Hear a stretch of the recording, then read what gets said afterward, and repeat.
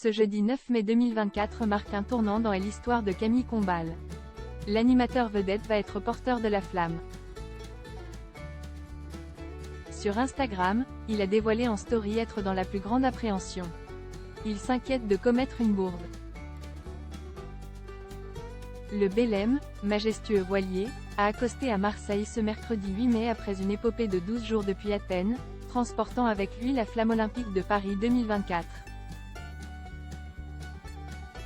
Dans une cérémonie mémorable, Florent Manodou, suivi de l'athlète paralympique Nantenane Keita, a pris le flambeau sous les yeux émus d'une foule enthousiaste. Cependant, la surprise était de taille lorsque le rappeur Jules s'est avancé pour allumer le chaudron olympique, déclenchant une vague de réactions contrastées. Si certains ont applaudi à l'inclusion artistique de Jules, un des rappeurs français les plus streamés accent aigu S. Dans cet événement historique, d'autres ont exprimé leur désapprobation sur les réseaux sociaux, regrettant l'absence de personnalités sportives comme Zinedine Zidane. Sur X, les critiques ont fusé, qualifiant le choix de honteux et dénonçant une prétendue culture des débiles mise en avant. Une controverse qui rappelle celle suscitée par l'éventuelle participation d'Aya Nakamura à l'ouverture des Jeux, soulignant les tensions entre la reconnaissance artistique et les attentes traditionnelles associées à de tels événements.